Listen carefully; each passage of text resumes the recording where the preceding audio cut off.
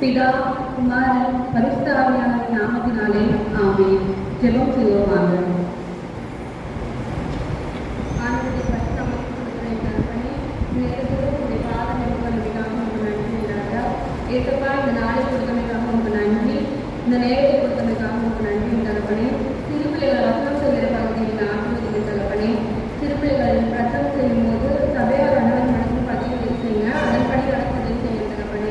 தொடர்பு முதல் இறுதி வரை உங்களோடு இடைப்படப்பதற்காக உங்கள் நன்றி தகப்பனே. புதிய மகிமையெல்லாம் இந்த நேரத்தோடு இருக்கிறேன். நல்ல பிதாவே, ஆமென். நாம் ஆராதனைக்கு ஆரம்பமாகவும் ஆண்டவருடைய நாமத்திற்கு மகிமை உண்டாகும் வழியாகவும் கீர்த்தனை புத்தகத்தில் உள்ள 185ஆம் பாடலை பாடுவோம். பாடல் 185. இந்த நாவில்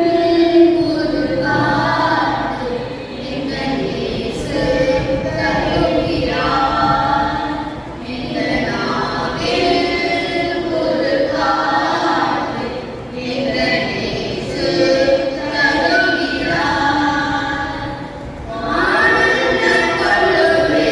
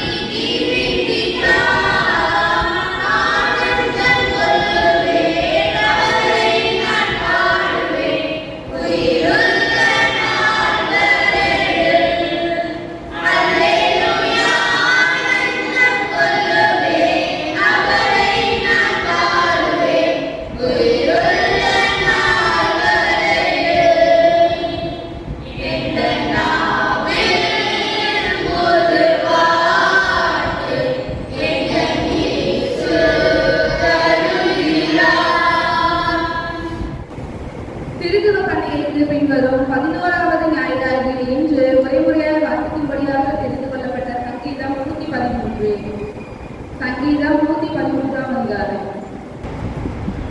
அல்லேலூயா. கர்த்தருடைய ஊழியக்காரரே துதியுங்கள், கர்த்தருடைய நாமத்தை துதியுங்கள்.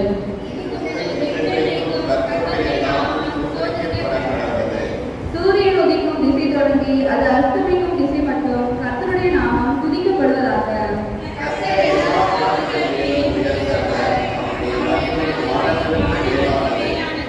உன்னதங்களில் வாசம் பண்ணுகிற நம்முடைய தேவனாகி கர்த்தருக்கு சமானமானவர் யார்?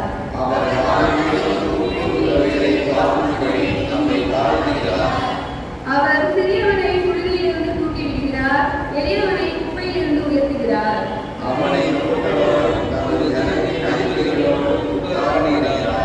நாம் யாவரும் சேர்ந்து வாசிப்போம். மலர்களில் அற்புதமான பிள்ளைக்கு அழைக்கிறாட்டி வீட்டிலே குடியிருக்க வருகிறார். அல்லேலூயா. பிதாவுக்கும் குமாரனுக்கும் பரிசுத்த ஆவியானவருக்கும் மகிமை உண்டாவதாக.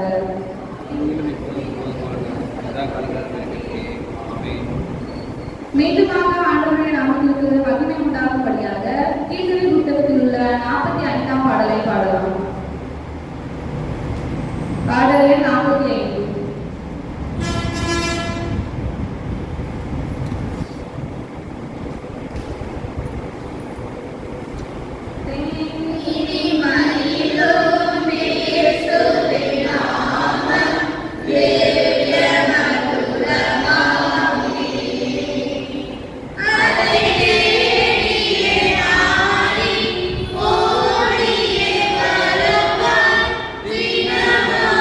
Viva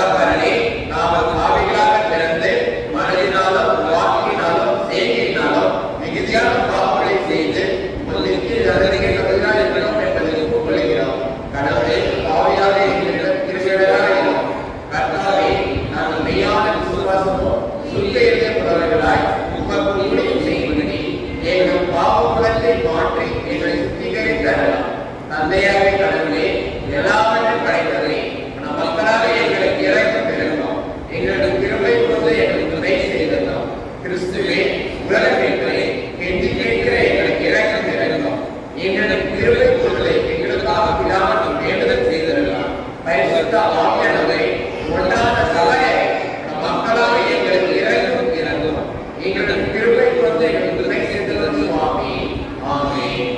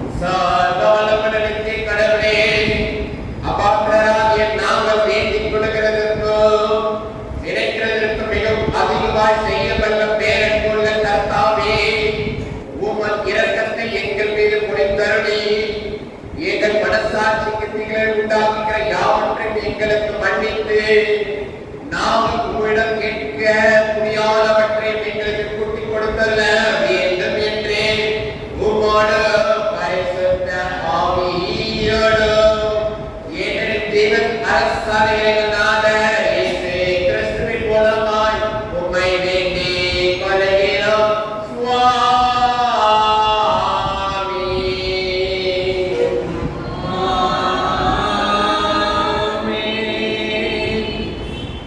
திருத்துவ பண்டிகைக்கு பின்வரும் 11ஆம் நாளாக இன்று வாசிக்குடியாக கொடுக்கப்பட்ட பழைய பாடலின் பகுதி அது 1 சாமுவேல் 7ஆம் அதிகாரம் வசனம் 5 முதல் 12 முடிய. 1 சாமுவேல் 7ஆம் அதிகாரம் வசனம் 5 முதல் 12 முடிய. 1 சாமுவேல் 7ஆம் அதிகாரம் 5 முதல் 12 வசனங்கள். பின்பு சாமுவேல், நான் உங்களுக்கு கர்த்தரை மன்றாடும்படிக்கு இஸ்ரவேலர் எல்லாரையும் மிஸ்பாவிலே கூட்டுங்கள் என்றான். அவர்கள் அப்படியே மிஸ்பாவிலே கூடி வந்து தண்ணீர் மொண்டு கர்த்தருடைய சன்னதியில் ஊற்றி அன்றைய தினம் உபவாசம் பண்ணி கர்த்தருக்கு விரோதமாய் பாவம் செய்தோம் என்று அங்கே சொன்னார்கள். மிஸ்பாவிலே சாமுவேல் இஸ்ரவேல் புத்திரரை நியாயம் விசாரித்துக் கொண்டிருந்தான். இஸ்ரவேல் புத்திரர் மிஸ்பாவிலே கூடி வந்ததை பெலிஸ்தர் கேள்விப்பட்டபோது பெலிஸ்தரின் அதிபதிகள் இஸ்ரவேலுக்கு விரோதமாக எதிர்த்து வந்தார்கள். அதை இஸ்ரவேல் புத்திரர் கேட்டு பெலிஸ்தரின் நிமித்தம் பயப்பட்டு சாமுவேலை நோக்கி, நம்முடைய தேவனாகிய கர்த்தர் எங்களை பெலிஸ்தரின் கைக்கு நீங்களாக்கி ரட்சிக்கும்படிக்கு எங்களுக்காக அவரை நோக்கி ஓயாமல் வேண்டிக் கொள்ளும் என்றார்கள். அப்பொழுது சாமுவேல் பால் குடிக்கிற ஒரு ஆட்டுக்குட்டியை பிடித்து அதை கர்த்தருக்கு சர்வாங்க தகன பலியாக செலுத்தி இஸ்ரவேலுக்காக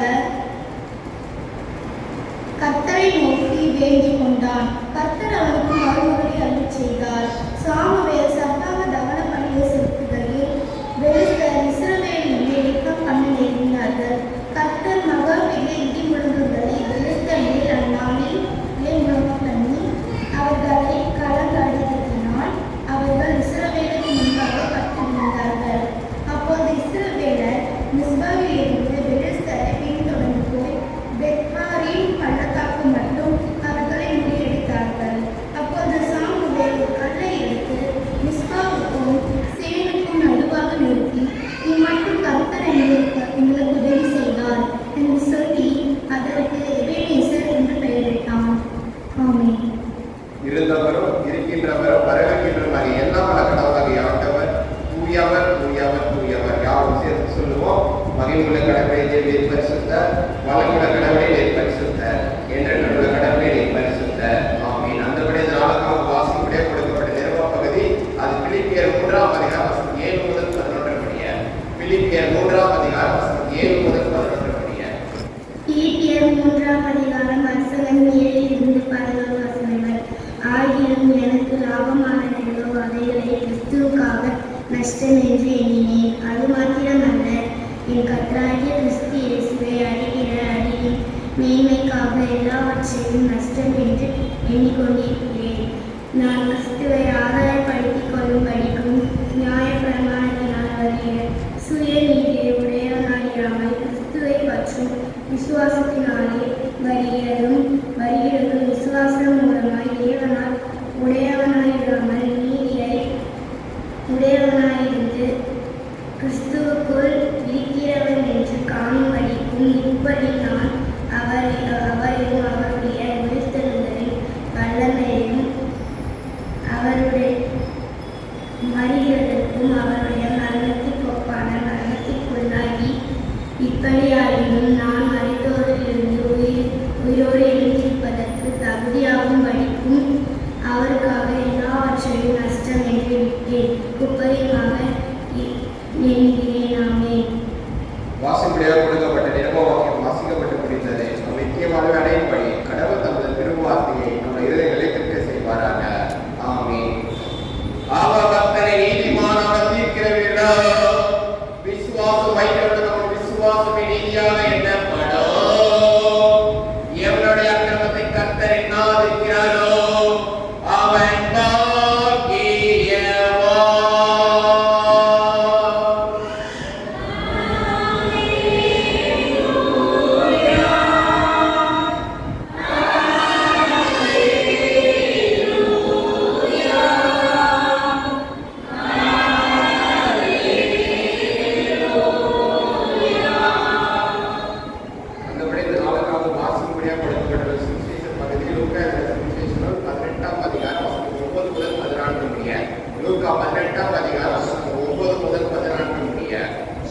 இயேசு தங்களை நீதிமான்கள் என்று நம்பி மற்றவர்கள் அற்பமாக எண்ணின சிலரை பார்த்து இந்த உவமையை சொன்னார். 2 மனுஷர் ஜெபம் பண்ண தேவாலயத்திற்கு போனார்கள். ஒருவன் பரிசேயன், மற்றவன் ஆயக்காரன். பரிசேயன் என்று கடவுளே, பரிகாரர், அநியாயக்காரர், விபசாரக்காரர் ஆகிய மற்ற மனுஷரை போலவும் இந்த ஆயக்காரனை போலவும் நான் இராததினால் உங்களுக்கு நன்றி செலுத்துகிறேன். வாரத்தில் 2 தரம் உபவாசிக்கின்றேன். என் சபாத்தினை எல்லாம் தசமபாகமாக செலுத்தி வருகிறேன் என்று தனக்குள்ளே ஜெபம் பண்ணினான். ஆயக்காரனோ தூரத்தில் நின்று தன் கண்களை வானத்துக்கு ஏறெடுக்க துணியாமல் தன் மார்பிலே அடித்துக் கொண்டு கடவுளே, ஆவியாக எனக்கு இறங்கும் என்றான். அவன் அல்ல, இவனே நீதிமானாக ஏற்றுக்கொள்ளப்பட்டவனாக தன் வீட்டுக்கு திரும்பினான் என்று உங்களுக்கு சொல்லுகிறேன். தன்னை உயர்த்துகிறவன் எவனும் தாழ்த்தப்படுவான், தன்னை தாழ்த்துகிறவன் உயர்த்தப்படுவான் என்று சொன்னார் என்பதே பராபரனுடைய நல்ல வார்த்தைக்காக அவருக்கு ஸ்தோத்திரம்.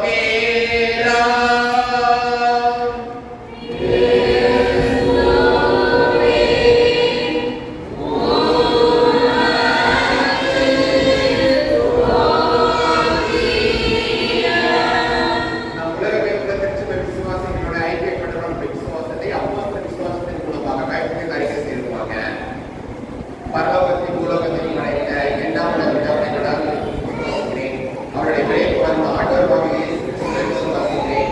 என் பரிசுத்தாவின் கற்பத்தில் உருவாகிய நன்மைகள் பிறந்து பொது பிரார்த்தனை பாடப்பட்டு சிலுவையில் அறையப்பட்டு மறியடிப்பு செய்யப்பட்டார்.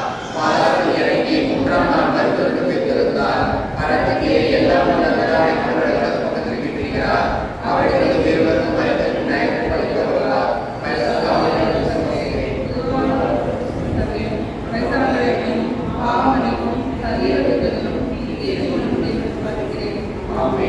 நாம் அறிக்கை செய்த இந்த விசுவாசத்தின் வாழ்நாள் முடிவுகளை திரியேக தேவதாவின் கிருபை பிரகாசம் தருவாராக. ஆமென். சபையாக வருவோம். இது ஆண்டவருக்கு நன்றி சொல்கின்ற வேலையாக இருக்கின்றது. ஆண்டவருக்கு நன்றி சொல்ல விரும்புகிறவர்களை கேட்டுக்கொள்கிறீர்கள்.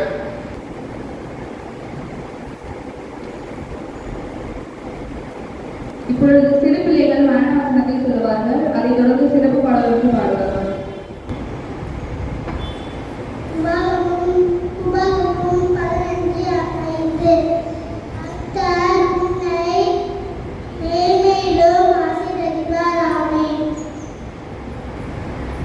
சங்கீதம் 27 வசனம் 11 முதல் 12 வரை. கர்த்தாவே, உமது வழியை எனக்கு போதித்து என் எதிராளிகளின் நிமித்தம் செவ்வேன பாதையில் என்னை நடத்தும். என் சத்துருக்களின் இஷ்டத்துக்கு என்னை ஒப்புக்கொடாதேயும். பொய் சாட்சிகளும் ஆக்கிரமித்து சீறுகிறவர்களும் எனக்கு விரோதமாக எழும்பி இருக்கிறார்கள். ஆமென். சங்கீதம் 21 வசனம் 15 16.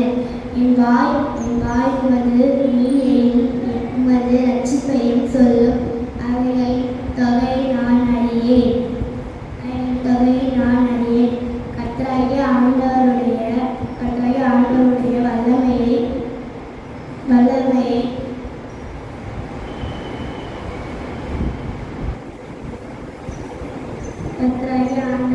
வல்லமையை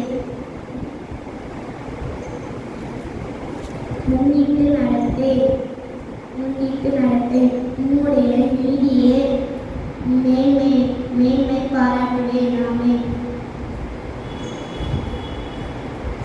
சங்கீதம் 149 வசனம் 1.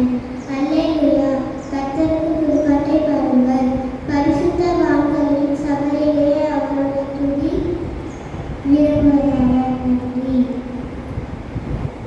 சங்கீதம் 148 1 முதல் 5 வசனங்கள். அல்லேலூயா, வானத்தில் உள்ளவைகளே கர்த்தரை துதியுங்கள். உன்னதங்களில் அவரை துதியுங்கள். அவருடைய தூதர்களே நீங்கள் யாவரும் அவரை துதியுங்கள். அவருடைய சேனைகளே நீங்கள் யாவரும் அவரை துதியுங்கள்.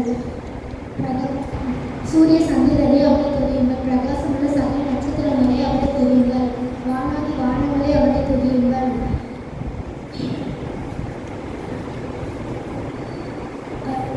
ஆமணத்தின் மேலுள்ள தண்ணீர்களே அவரை துதியுங்கள். அவைகள் கர்த்தரின் நாமத்தை துதிக்க கடவது. அவர் கட்டளையிட அவைகள் சிருஷ்டிக்கப்பட்டது. ஆமென்.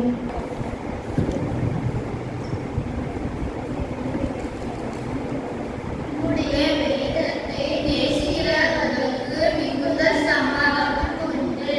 சங்கீதம் 119:165. வேதம் சொல்லுவதை கேட்பேனே, வேதத்தை தியானித்து கீழ்ப்படிவேனே. வேதம் சொல்லுவதை கேட்பேனே, வேதத்தை தியானித்து கீழ்ப்படிவேனே. வேதம் காதலுக்கு தீபந்தானே, பாதைக்கு நல்ல வெளிச்சம்தானே. வேதம் காதலுக்கு தீபந்தானே, பாதைக்கு நல்ல வெளிச்சம்தானே. வேண்டுமெல்லாம் அறியாமை இழந்து வேண்டாமே, வேதம் அதை படிச்சு நான் முன்னேறுவேனே. வேண்டாம் அறியாமை எனக்கு வேண்டாமே, வேதம் அதை படிச்சு நான் முன்னேறுவேனே. கவனமாக கர்த்தரையே நெருங்கி செல்வேனே, வேதம் ஒரு நல்ல வழிகாட்டியே. கவனமாக கர்த்தரையே நெருங்கி செல்வேனே, வேதம் ஒரு நல்ல வழிகாட்டியே. வேதம் சொல்லுவதை கேட்பேனே, வேதத்தை தியானித்து கீழ்ப்படிவேனே. வேதம் சொல்லுவதை கேட்பேனே, வேதத்தை தியானித்து கீழ்ப்படிவேனே.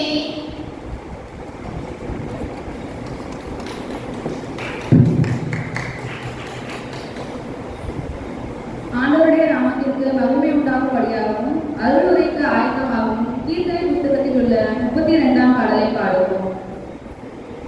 பாடலே 32. முதல் 3 கருவிகள் மட்டும் பாடுவோம். நம்பி வந்தேன் இயேசையா, நம்பி வந்தேன் திவ்ய சரணம் சரணம் சரணம் ஐயா, நம்பி வந்தேனே. நான் நம்பி வந்தேன் இயேசையா,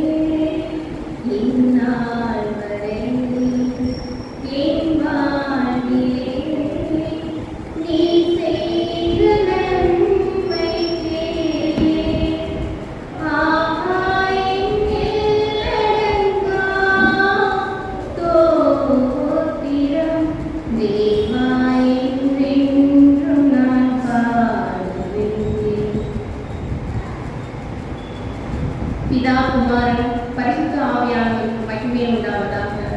கர்த்தருடைய நாமம் மகிமைப்படும்படியாக இந்நாளில் வேத வசனத்தின்படி வாழ கர்த்தருடைய கிருபைக்காகவும் நாம் மன்றாடி ஜெபிப்போம். கர்த்தராகிய இயேசு கிறிஸ்துவே, இந்த நாளுக்காக நன்றி தகப்பனே, இந்த நேரத்துக்காக நன்றி ராஜா. இந்த நேரத்தில் கூட தகப்பனே, இங்குள்ள அனைவருக்காகவும் நான் மன்றாடி அப்பா நிற்கிறேன் சுவாமி. அப்பா நாங்கள் வாசிக்கிற அப்பா வேத பகுதியில் உள்ள அப்பா தகப்பனே அதன்படி வாழ, உங்களுடைய வேத வசனத்தின்படி வாழ, அப்பா அதற்கு கீழ்ப்படிந்து வாழ நீர் எங்களுக்கு கிருபை பாராட்டியர்கள் தகப்பனே. இங்குள்ள ஒவ்வொரு ஆத்மாக்களையும் உமது கருத்தில் ஒப்புக்கொடுக்கிற ராஜா. அப்பா தகப்பனே, உம்முடைய வெளிச்சத்தின்படி வாழ தகப்பனே எங்களை கிருபையாக நீர் ஆசீர்வதியும். ஆமென். முதலாவது, தேவனுடைய நாமம் மகிமைப்படும்படியாக இங்கே பேச வைத்த தேவனுடைய நாமத்துக்கு நான் நன்றிகளையும் ஸ்தோத்திரங்களையும் ஏறெடுக்கிறேன். ஐயா, மனமார்ந்த நன்றிகளை நான் ஏறெடுக்கிறேன். சபை மக்களுக்கும் வாலிப பிள்ளைகளுக்கும் சிறு பிள்ளைகளுக்கும் என் நன்றிகளையும் ஸ்தோத்திரங்களையும் ஏறெடுக்கிறேன். நன்றி. இன்றைய தியானத்திற்காக ரோமர் 5:1. இந்நாளின் தியானத்திற்காக ரோமர் 5:1. இவ்விதமாக நாம் விசுவாசத்தினாலே நீதிமான்களாக்கப்பட்டிருக்கிறபடியால் நம்முடைய கர்த்தராகிய இயேசு கிறிஸ்து மூலமாய் தேவனிடத்தில் சமாதானம் பெற்றிருக்கிறோம். ரோமர் 5:1. இந்த வசனத்தில கோடிட்டு பார்க்கறப்ப நாம் விசுவாசத்தினாலே நீதிமான்களாக்கப்பட்டிருக்கிறபடியால் இந்த வசனத்தை நாம் இன்னைக்கு தியானிக்கிறோம். விசுவாசத்தினாலே நீதிமான்களாக்கப்பட்டிருக்கிறோம். நீதிமானா யாரு நமக்கு தெரியுமா? நீதிமானா நம்ம எல்லாம் எப்படி சொல்லுவோம்? நீதிமானா மனுஷர் எல்லாரும் எப்படி சொல்லுவாங்க? நீதிமானா அவங்களுடைய கிரியை பார்த்து சொல்லுவாங்க. ஆனா தேவன் பார்க்கிறபடி நம்ம பார்த்தோம்னா தேவன் நம்ம நீதிமானை எல்லாரையும் பார்க்கிறாரு. ஒன்ஸ் அவர் நம்ம போய் அவருடைய இரத்தத்தால கழுவப்பட்டிருக்கிறோம். அவரை நாம் ஏற்றுக்கொண்டிருக்கிறோம். அவருடைய ஏற்றுக்கொண்டு நம்முடைய பாவத்தை அவர்கிட்ட நம்ம அறிக்கைட்டு இருக்கிறோம். அப்ப அறிக்கைட்டு இருக்கிற ஆண்டவருடைய பார்வையில நம்ம எல்லாரும் நம்ம எப்படி இருக்கிறோம்னா நம்ம எல்லாருமே ஆண்டவருடைய பார்வையில நீதிமானாதான் இருக்கும். அப்ப நீதிமானுடைய ஜெபம் எப்படி இருக்கும், நீதிமான் எப்படி இருப்பாங்க அப்படிங்கிற காரியத்தை இந்த நாளில இந்த வேத வசனத்தின் தியானிப்புல நம்ம தியானிக்கலாம். சங்கீதம் 92:12. சங்கீதம் 92:12.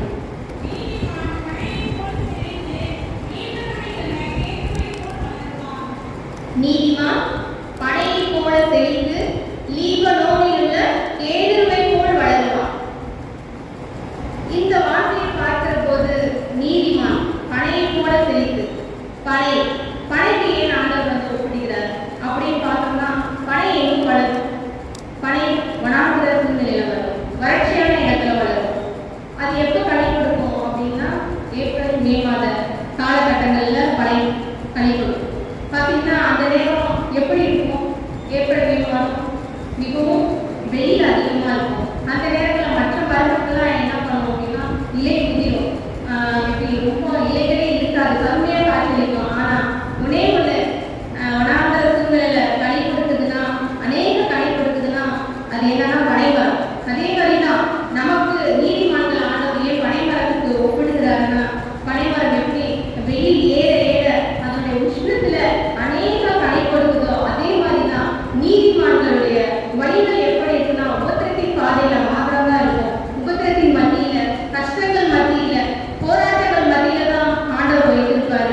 எப்படி சாத்தியமே இல்லாத இடத்துல பனைமரத்தை வெயில்ல வைத்திருக்கிறாரோ, அந்த இடத்துல பனையை செழிக்க வைத்திருக்கிறாரோ, சாத்தியமே இல்லாத இடத்துல தான் இது வாய்க்கவே வாய்க்காது, இந்த உபத்திரத்தின் மத்தியிலிருந்து என்னால வெளியே வர முடியாது என்கிற இடத்துல தான் நீதிமான்களே ஆண்டவர் வைத்திருக்கிறார். அந்த இடத்துல நம்முடைய விசுவாசத்தை ஆண்டவர் பார்க்கிறாரு. இது முடியவே முடியாது, இந்த காரியத்திலிருந்து என்னால பலன் கொண்டு எழும்ப முடியாது நம்ம எல்லாரும் நினைப்போம். நான் கர்த்தரை ஆராதிக்கிறேன், தேவனுக்கு கொடுக்க வேண்டிய நேரத்தை கொடுக்கிறேன், தசம பாகத்தை தனியா செலுத்துறேன். ஆனாலும் எனக்கு ஏன் இந்த கஷ்டம், ஏன் இந்த உபத்திரம், ஏன் இந்த போராட்டத்தின் மத்தியில எனக்கு இவ்வளவு கஷ்டங்கள் என்று நம்ம எல்லாம் நினைக்கலாம். இல்ல, அந்த உபத்திரம் நம்மளை வேதனைப்படுத்த அல்ல, கருக்க பண்ண அல்ல, நம்மளை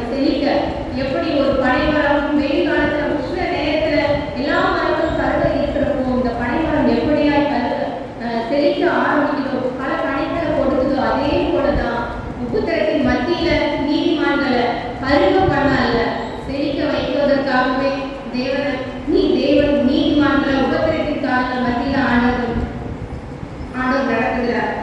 இதுல என்னால முடியாது, என்னால செய்ய முடியாது, இந்த காரியத்திலேயே என்னால வெளியில வர முடியாதுன்னு நம்ம நினைப்போம். ஆனா நம்மளால முடியாதுதான். ஆனா நமக்குள்ள ஒரு விசுவாசை அறிக்கை எடுக்கணும். அது என்னன்னா, என்னால முடியாதுதான், ஆனா என்னை பலப்படுத்துகிற கிறிஸ்துவினாலே எல்லாம் என்னால முடியும். ஏன்னா ஜீவனுள்ள தேவன் எனக்குள் இருக்கிறார், எனக்குள் வாசம் பண்ணுகிறார் அப்படிங்கிற விசுவாசம் நமக்குள்ளாக இருந்து நம்மளுடைய ஜெபம் அப்படியா இருக்கணும்.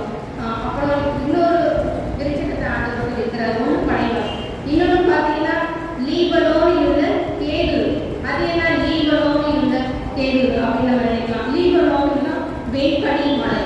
அது வந்து இஸ்ரவேல பிரயாண எல்லைகளில் மிகுந்த பனி சூழ்ந்த இடத்துல அந்த கேதுரு மரம் இருக்கும். இந்த கேதுரு மரத்தை பார்த்தோம்னா அதனுடைய அடி 22 அடி இருக்குமா. அதனுடைய சுற்றளவு 10-15 பேர் கையளவு இருக்கும். பிடித்தாதான் அதனுடைய கண்டு இருக்குமா. அதனுடைய உயரம் 140-160 வரை இருக்குமா. அதனுடைய வேர் 180 வரை இருக்குமா. அதனுடைய கிளைகள் 60-80 வரை படர்ந்து இருக்குமா. அப்படியே அந்த மரம் கேது அந்த பனி சூழ்ந்த இடத்துல எந்த தாவரமும் வந்து வளராது. அதாவது தாவரங்கள்ல பார்த்தோம்னா ரொம்ப வெயில் சூழ்ந்த இடத்துலயும் அநேக தாவரங்கள் வளராது. அந்த வெயில் இருக்கிற இடத்துலயும் வளராது. அதிகமா பனி சூழ்ந்த இடத்துலயும் அதிக தாவரங்கள் வளராது. ஆனா சாத்தியமற்ற இந்த 2 விருட்சத்தையும் ஆண்டவர் வந்து என்ன பண்ணியிருக்கிறாங்க, நீதிமான்களுக்கு ஒப்பிடுகிறார். பனைமரத்தையும் இந்த கேது மரத்தையும். இந்த கேது மரத்துக்கு வந்து ஆண்டவர் சொல்லுகிறார், என் பிள்ளைகள் இப்படியா இருக்கு. கேது மரம் இப்படி பிரம்மாண்டமா வளர்ந்திருக்கிறதோ அதே போல என் பிள்ளைகள் இந்த அளவுக்கு இவ்வளோ அதன் பிள்ளைகள் அதனுடைய பேர் அது ஒருவரால் பிடிக்க முடியாது. கேது மரத்தை அவ்வளவு சுலபமா பிடிக்க முடியாது. அதே போல என் பிள்ளைகள் எவ்வளவு உபத்திரத்துல இருந்தாலும் நம்முடைய விசுவாசத்தை பார்த்து ஆண்டவர் சொல்லுகிறார், என் பிள்ளைகள் இப்படியா இருப்பார்கள், என் பிள்ளைகள் இப்படியாய் வளர்வார்கள் என்று. லீபனோனில் உள்ள கேதுவை போல் வளர்வார் என்று ஆண்டவர் வேத வசனத்திற்குள்ளாக ஆண்டவர் காண்பித்து கொடுக்கிறார். எனவே நாம் உபத்திரத்தை கண்டு பாடுகளை கண்டு நம்ம சோர்ந்து போகாம நம்மளுடைய விசுவாசம் எப்படியா இருக்குதுன்னு நம்மள நாம சோதித்து பார்ப்போம். ஆண்டவர் சொல்லுகிறார், நீதிமான் விசுவாசத்தினாலே பிழைப்பான் என்று சொல்லுகிறார். நம்மளுடைய விசுவாசம் இன்னும் அதிகமாக இருக்க ஆண்டவரிடத்துல நம்ம ஒப்பு கொடுப்போம். லூக்கா இன்றைய சுவிசேஷ பகுதி பார்த்தோம்னா லூக்கா 18-19 நம்ம என்ன பார்த்தோம்னா, அன்றையும் தங்கள் நீதிமான்களை நம்பி மற்றவர்களை அற்பமாய் எண்ணின சிலரை குறித்து ஒரு உவமை. இந்த சம்பவம் நம்ம எல்லாத்தையுமே தெரியும். ரெண்டு மனுஷர்கள் ஜெப ஆலயத்துக்கு வராங்க. அவங்க வந்து ஜெபம் பண்ணுறாங்க. பரிசேயர் என்ன பண்றாரு, எல்லாரோடையும் நான் கவனம் செலுத்துறேன், நான் கத்துக்கு கொடுக்க வேண்டிய நேரத்தை கொடுக்குறேன், ஆலயத்துக்கு வரேன், நான் அவன மாதிரி இல்லை அப்படின்னு சொல்லி சொல்றாரு. ஆயக்காரர் என்ன சொல்றாருன்னா, தூரத்தில் இருந்து தன் மாதிரியை அழைத்துக் கொண்டு பாவியா இருக்கிற இனிமேல் கிருபையாயிரு சொல்றாரு. ஆண்டவர் சொல்றாரு, அவனல்ல இவனே நீதிமான் என்று வீட்டுக்கு திரும்பி போகிறான். அப்போ நம்மள நீதிமான் என்று சொல்லுகிறது தப்பல்ல. ஆரம்பத்திலே வசனம் எப்படி தொடங்குதுன்னா, அன்றியும் தங்கள் நீதிமான்கள் என்று நம்பி நம்புறது தப்பு கிடையாது. மற்றவர்களை அற்பமாய் எண்ணின சிலரை குறித்து தான் அந்த உண்மையை சொல்றாரு. அப்ப நம்ம நீதிமான்கள் ஆண்டவரை பார்க்கிறாரு.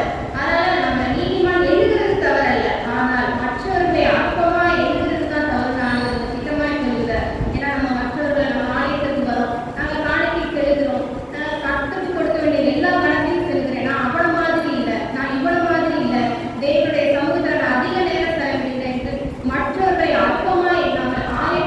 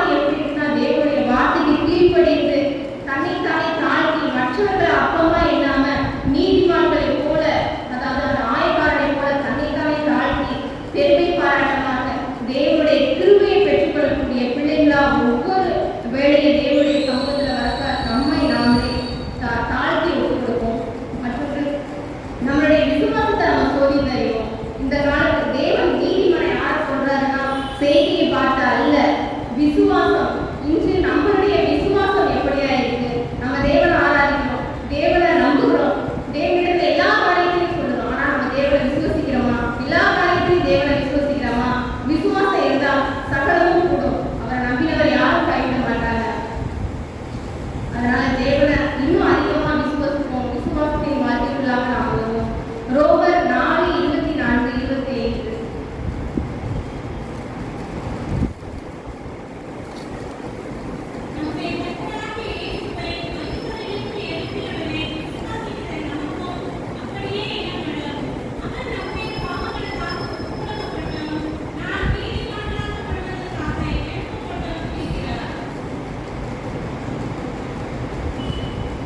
அவர் நம்முடைய பாவங்களுக்காக ஒப்புக்கொடுக்கப்பட்டு நம்மை நீதிமான்களாக்குவதற்காக எழுப்பப்பட்டும் இருக்கிறார். இந்த வசனத்தை பார்க்கிற பொழுது நம்முடைய பாவங்களுக்காக அவர் ஒப்புக்கொடுக்கப்பட்டு மரித்திருக்கிறார், மறுபடியும் உயிர்த்தெழுந்து இருக்கிறார். எதற்காக? நம்மை நீதிமான்களாக்குவதற்காக. இந்த வசனம் திட்டமாய் சொல்கிறது. அப்ப நம்முடைய பாவங்களுக்காக அவர் அடிக்கப்பட்டு ஒப்புக்கொடுக்கப்பட்டிருக்கிறார். நம்மை நீதிமான்களாக்குவதற்காக அவர் மீண்டும் உயிரோடு எழுந்திருக்கிறார். இந்த வசனத்தின் மூலியமா நமக்கு தெளிவா தெரியும். அப்போ நம்ம எல்லாரும் நம்மளை எப்படி பார்க்கணும்னா, நம்மளை நாமே நீதிமான்களாக பார்க்க வேண்டும். நம்மளுடைய விசுவாசத்தை பார்க்க வேண்டும். நம்மளுடைய ஜெபம் அந்த ஆயக்காரரை போல தேவனிடத்தில் திரும்பி பெற்ற பிள்ளைகளாகவும், தம்மை தானே தாழ்த்தி அநேகருக்கு பிரியமுள்ள பிள்ளைகளாகவும், தேவனுடைய சமூகத்தில் விசுவாசம் உள்ள பிள்ளைகளாகவும் இருக்க இந்த நாளில நம்ம தியானிப்போம். ஆமென். பிரியமானவர்களே, நமக்கு இந்த வேலையில் அருமையான தேவனுடைய செய்தியை வழங்கின நம்ம குளம்பாடி ஆலயத்தில் சண்டே ஸ்கூல் எடுத்துக்கொண்டிருக்கின்ற திருமதி ஸ்டாம்ரா அவர்களுக்கு திருச்செவி சார்பான நன்றி நாங்கள் தெரிவித்துக் கொள்கின்றோம். நீதிமான்கள் பாவிகள் என்ற தலைப்பில் அவர்களுக்கு தியானம் செய்தார்கள். அவங்க சொன்ன அந்த நம்ம வாசிக்கிற சுவிசேஷ பகுதியை நம்ம பார்க்கும்போது 2 பேர் வராங்க. ஜெபம் பண்றதுக்காக வராங்க. பரிசேயன், ஆயக்காரன், இந்த 2 பேர் வராங்க. பரிசேயன் தன்னை குறித்து என்ன பண்றான்? மேன்மை பாராட்டி ஜெபம் பண்றான். ஆனா ஆயக்காரனை தன்னை தாழ்த்தி என்ன பண்றான்? ஜெபம் பண்றான். ஆண்டவர் சொல்றாரு, அவன் அல்ல, யார்? பரிசேயன் அல்ல, இவனே நீதிமானாகப்பட்டனா, ஆயக்காரன் நீதிமானாகப்பட்டனா என்ன பண்றான்? திரும்பி போறான். அதோட அந்த உவமை முடியுது. ஆனா முடியல, அந்த உவமை அதோட முடியல. அடுத்த கேள்வி, நீதிமானாகப்பட்ட திரும்பி சென்ற ஆயக்காரன் மீண்டும் ஆலயத்தை நோக்கி வரும்போது எப்படி வருகின்றான்? புரியுதா? நீதிமானாகப்பட்டவனாக திரும்பி சென்ற ஆயக்காரன் திருப்பி ஆலயத்துக்கு வருவாங்க. திருப்பி ஆலயத்துக்கு வரும்போது எப்படி இந்த பரிசேயனை போல வரானா? இல்ல அந்த ஆயக்காரனாக இருந்தானல்லவா, தாழ்மையுள்ளவனாக இருந்தானல்லவா, அந்த எண்ணத்தோடு வருகின்றானா? நீங்க நாம் எப்படி வருகின்றோம்? அருமையான ஒரு தேவனுடைய செய்தியை நமக்கு முன்பாக வைத்திருக்கின்றார்கள். நம்ம எல்லாரும் நீதிமான்கள். ஆனா ஆயத்துக்காக திரும்பி வரும்போது அந்த பரிசேயனை போல ஒரு நீதிமானாக வருகின்றோமா, இல்ல நீதிமானாக்கப்பட்டவர்கள் திரும்பி சென்ற ஆயக்காரனை போல திரும்பி வருகின்றோமா என்று எண்ணி பார்ப்போம். நம்மை தாழ்த்துவோம். கர்த்தர் இந்த வார்த்தை உங்களுக்கு குடும்பத்தை ஆசீர்வதிப்பாராக. ஆமென்.